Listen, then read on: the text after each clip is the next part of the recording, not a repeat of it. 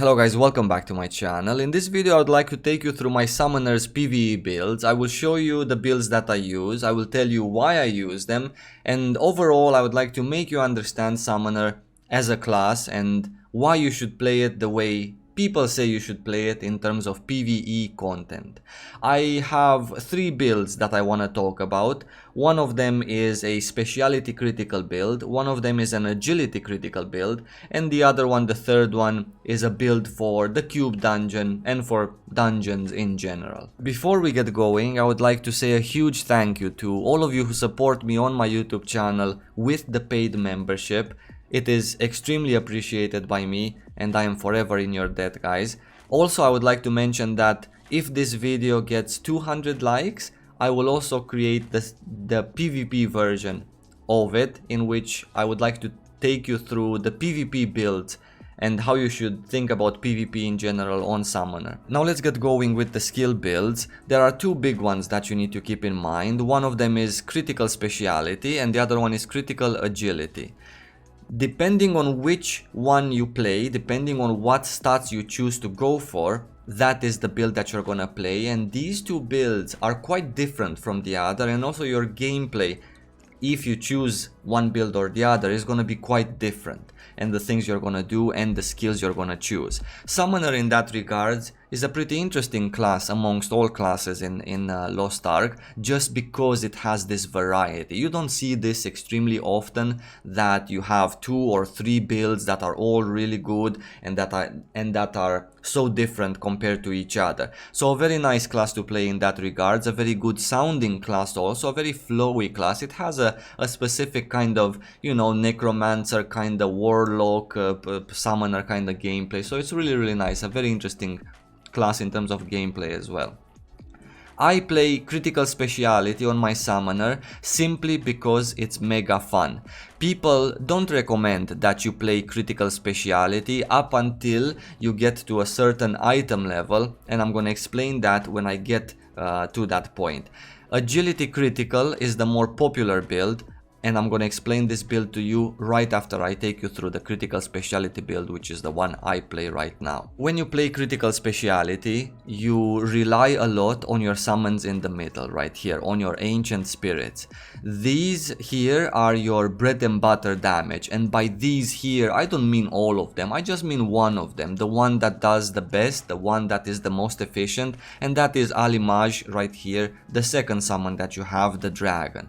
This summon is the one that you should always use for PvE content in terms of speciality and how you consume that speciality of yours. Playing critical speciality, and let's just ignore critical for a moment because it might be a little bit confusing. Let's just forget that critical exists. Critical is a common stat in both builds and is a secondary stat in both builds. So we're just gonna talk about speciality because that's the differentiating factor in between these two builds. Speciality or agility. This is how you should think about it. Speciality gives you, as you can see right there, Ancient Spirit skill damage increased by 1%, Spirit Gauge gain increased by 1%, Awakening skill damage increased by 1%.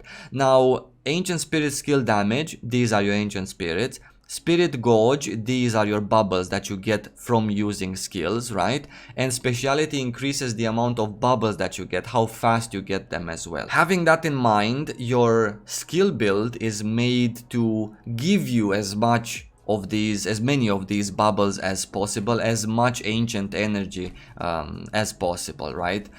Let's start from the top. I have Swift Winged Birds. The only reason that this skill is with 6 points only in it is because I don't have more skill points. If I would have more, and you should have more definitely, I would go for Firebird and then Mother Wind Bird at the end as well. Charged energy on the first tier is because I need more ancient energy, because my build is based on speciality, because my ancient spirits do a lot more damage when I cast them just because I have speciality as a stat. So every single tier that I can select to get more bubbles is an asset for my critical speciality build. The horses, I have them tiered up to Storming Gallop, Find Weakness, and Train of Destruction. Storming Gallop is personal flavor. Find Weakness is kind of a must from this section for raiding, and it is just because the horses do 100% more damage to targets that are immune to how the horses CC them, and the horses CC them with a knockback. Bosses in raids don't get knocked back when you use horses. That means this skill does 100% more damage. And finally at the end I chose this because it adds more horses to the play. It does increase the cooldown of the skill by quite a lot, but it is completely worth it. Yeah. The next skill is Pauru, and this is your second largest DPS skill as a critical speciality summoner, and by that I mean exploding Pauru is. So I chose Communion for the reduced cooldown for my skills after Pauru disappears. You can also go for this, by the way, Twilight Combustion. When you summon Pauru, when Pauru disappears, your attack power increases by 30% for the future skills. This is also something, but it requires a little bit of a different gameplay that you would keep in mind when you detonate Pauru. After that, you have a 3-second window in which you have to cast some big skills as well, which by big skills in a critical speciality build, I mean obviously if there is not Pauru out, then there is this spirit. So after you destroy Pauru with the explosion, you should definitely think about casting a spirit, right, at least, so you can actually maximize and be efficient on this particular trait right here. If you don't want to mind this, or if you don't want to worry about this, then definitely go for this as I've went. This here, Pauru's attack power increased by 40%. This is a nice trait, but you always have to remember that this refers to Pauru's auto attacks. So you do have to let Pauru attack in between summoning him and exploding him, which makes the build a little bit more complicated to play, because destroying Pauru should only come after you have casted your Sticky Swamp Moss and your flowers. We're gonna get to that in a moment. So we have flowers here tiered up to 4 points just for the magic boost aspect. When you summon the flowers, right after, you have a 4-second window in which your attack power again is increased by 30%. It consumes 50% more mana, but that's not a big deal on the flowers. This is the only tier that you should go in with the flowers.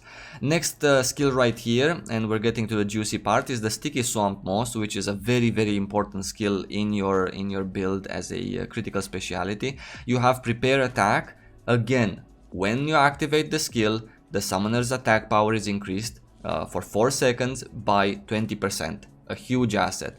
Here is up to you. I chose this because I just like it, but you can also go for this one, for example. Corrosive Swamp Moss is a must in the tier 3 selection, because this is the only reason why you get this skill. Reduces the enemy's defenses by 60% for 2 seconds. This is how the Sticky Swamp Moss looks like. You place it somewhere and it stays here, right? And as long as the boss stays on it, it keeps refreshing this 2-second debuff. So it's not just 2 seconds, it's 2, and then when they run out it's another 2, so it's in total kind of 4 seconds, maybe a little bit more even. Now, going back to how you explode Pauru, your idea of playstyle should be as follows. You cast your flowers and then you cast the Sticky Swamp Moss, or vice versa, and then you already have Pauru out and Pauru has been attacking for a while, and then you do your Swamp Moss, you do your flowers, you explode Pauru with the explosion, and then you cast a couple of dragons as well. And if you have time, then this skill is also very nice to cast. This skill is also very nice to cast. This is how the gameplay should work on this. On the next skill I have Maririn. This is just a personal flavor. You can replace Maririn with whatever else skill that you feel comfortable with. My idea behind having Maririn in this build is not very popular to have him here, but my idea is that I just want to summon him out and I just want to forget about this F skill. He does his thing, a little bit of damage from auto attacking, and I forget that he ever existed. This is my logic behind having this skill here. Next we have the Electric Storm. This is a very important skill for a speciality summoner. I have it on Quick Cast, Enhanced Duration, and Guided Storm. So if you read the description, it doesn't really say anything special, right? But if you go here to the tier 3 selection, you will see that Ancient Energy Gain is increased by 50%. The electric storm also moves slowly and tracks the target. The first part, ancient energy gain increased by 50%. This is huge for a specialty summoner, and it's a must to have in your build, right? And on top of that, I have selected to consume more mana, but then the storm stays out and tracks the target for 3 more seconds, which means that for 3 more seconds I get extra energy gain increased by 50%, right? This is a huge skill. It is very important, and it gives you ancient energy, which are these bubbles right here. Super important. Yeah, quick cast just to make it be cast faster, because I don't have any agility in this build, so you can imagine that casts are slow default as they are.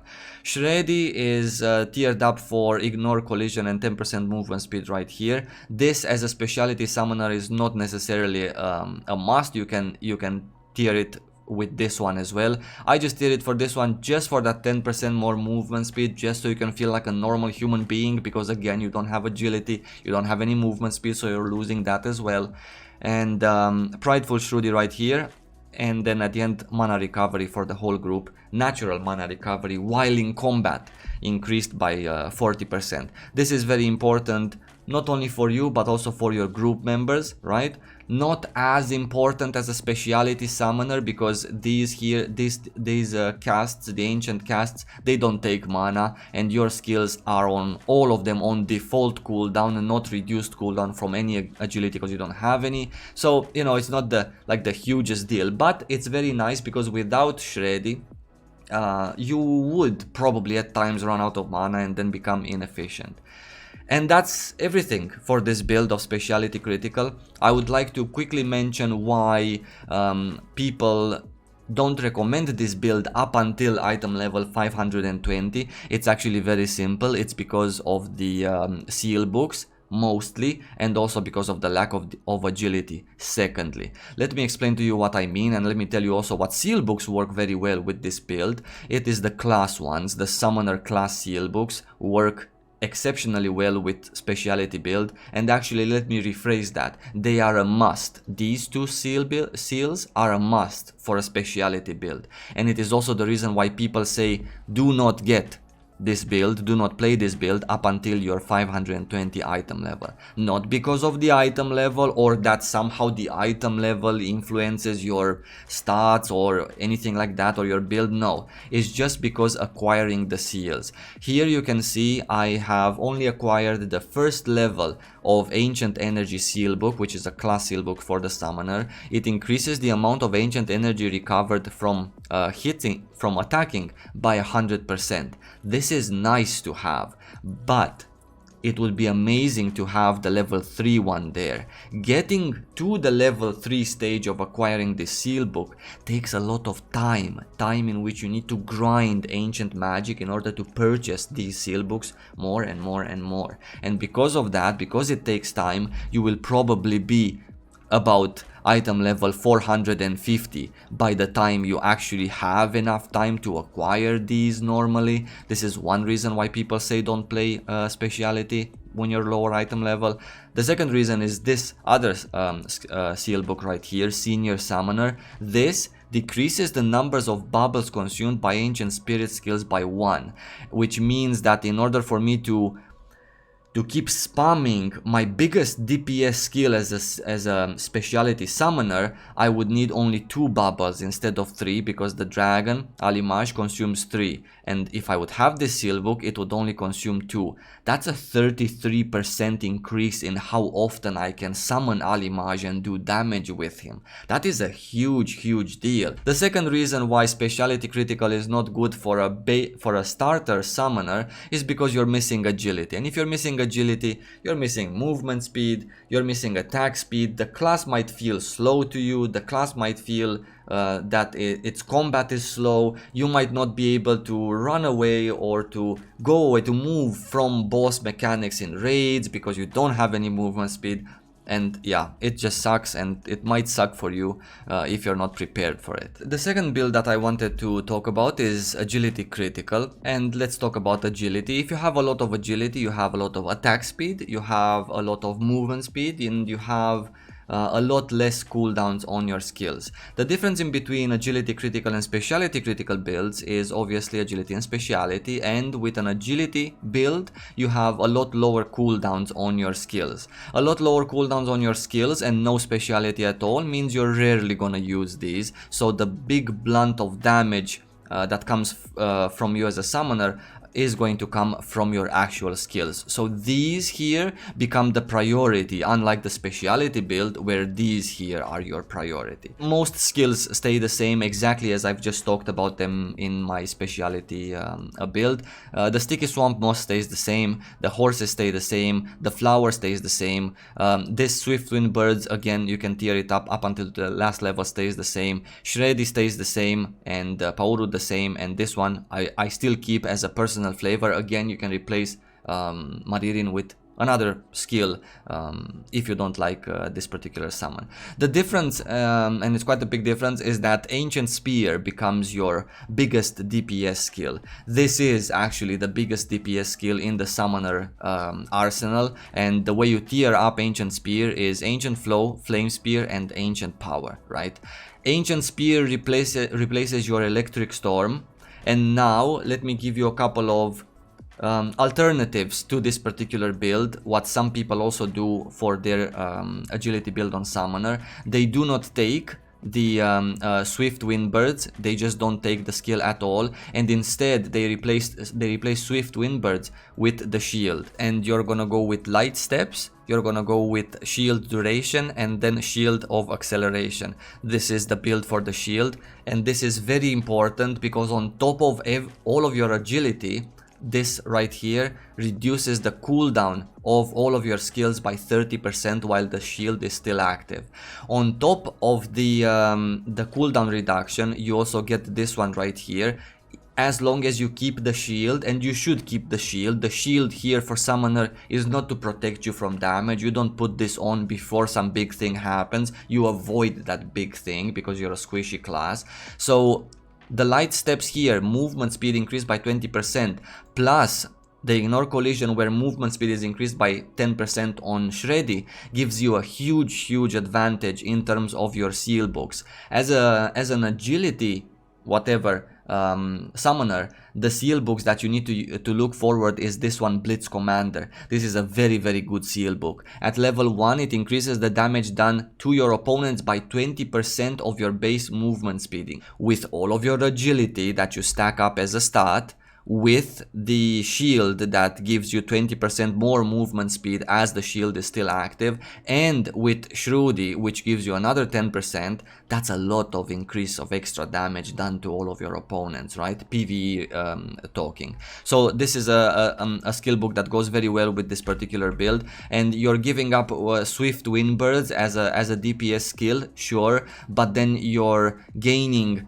a lot less cooldown on all of your other skills, which is, for example, the big deep skills Pauru and then the Ancient Spear. How this shield works is actually very simple. I'm gonna demonstrate it to you. Normally when you cast this, let's do it with the horses. Normally when you cast the horses, you're gonna see a cooldown on top of the horse, and that is 21 seconds right here. If I cast the horses again, but before that I use the shield on me, it's not 21 seconds, it actually starts from 15. And this is how you use your shield. It's not that if you just have it here on your bar, or if you press it after you use your skills, then it reduces the cooldown somehow. No, it just cuts the cooldown straight from the get-go, but you do need to have the shield already on, and then you have the shield, and then you cast everything that you have in your book, and then as the shield is still there, all of your skills get a much lower cooldown, and that is a huge asset on top of your agility. That is absolutely genius, and it's a very nice build to play. Not as fun as summoning, you know, the dragon, not as fun as the speciality one, visually pleasing, but it's still a really cool build. You're fast, you attack fast, you cast fast, you move fast, and you have lower skill cooldowns. With all of this low skill cooldowns, you might be running out of mana more often than a speciality summoner at that.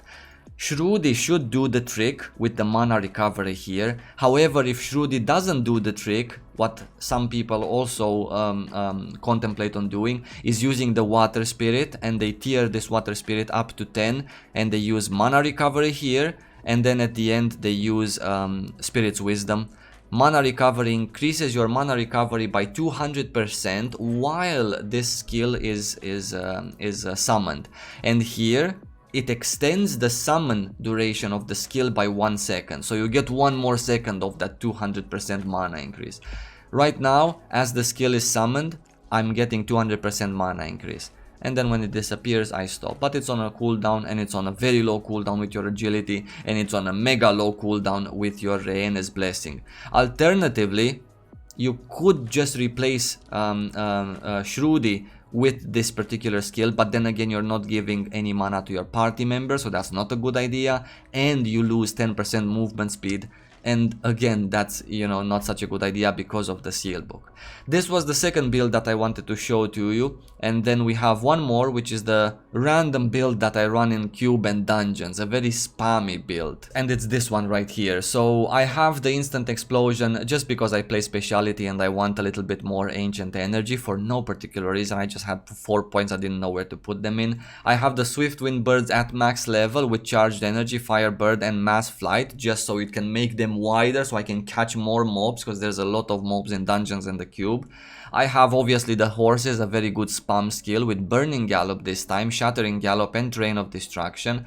I have the flower with the magic boost. I use Maririn this time tiered up to 6. I would not tier him up to 7 if I would have the choice. Enhanced attack power just so that Maririn can do his little AoE damage on the mobs. I have Shatter Earth with Shattering Flame, Earth Tremor and Great Earthquake, again just so you can make it bigger to catch more mobs in dungeons. I have the Water Spirit skill on quick cast, Splashing Spirit and then Spirit's Wisdom. You can also take Water Cannon right here. This is actually a pretty nice choice because it makes it longer, so when you pass mobs and then there's a horde of them behind you, this skill will reach the ones at the back as well, so a very good idea actually to take this one.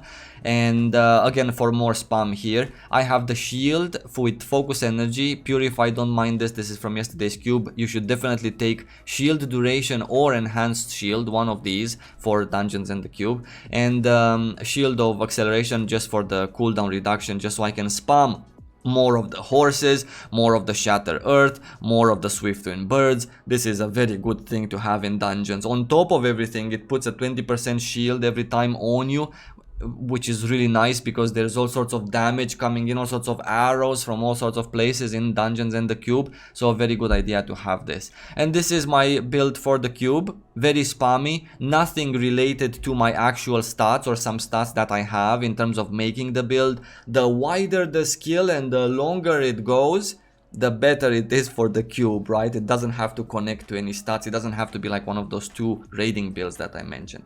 And that's everything for my summoner in terms of PvE content. I find it as a very nice class, even though it cannot perform as well as many other classes in terms of PvE damage.